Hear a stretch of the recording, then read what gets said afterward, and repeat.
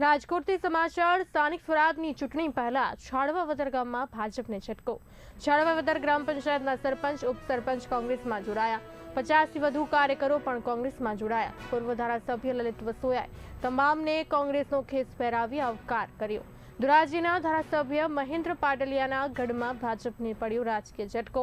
વિકાસ કામોમાં અન્યાય અને કાર્યકરોની અવગણના થતા ભાજપ છોડ્યાનો આક્ષેપ છે। હું ભાજપમાં મૂકી અને કોંગ્રેસમાં જોડાનો છું। અમને અસંતોષ કામકાજમાં બહુ વિપક્ષ પડતું હતું, એટલા માટે અમે છોડી દીધું।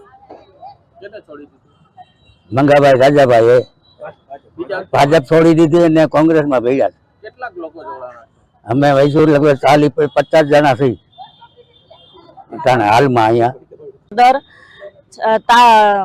સરપંચ ઉપસરપંચ બધા ભાજપ છોડી અત્યારે કોંગ્રેસમાં જોડાવા જઈ રહ્યા છે। એના માટેનું કારણ કે અમે અમારા ખેડૂતોને, અમારા ગામના ખેડૂતોને એના માટે કોઈ હિતની વાત નહોતી ભાજપમાં, એટલે એ છોડીને અમે કોંગ્રેસમાં જોડાવા જઈ રહ્યા છીએ। ભાજપમાં ઘણો ખરો અસંતોષ હતો, એટલે જ અમે પક્ષ ચેન્જ કરીએ છીએ।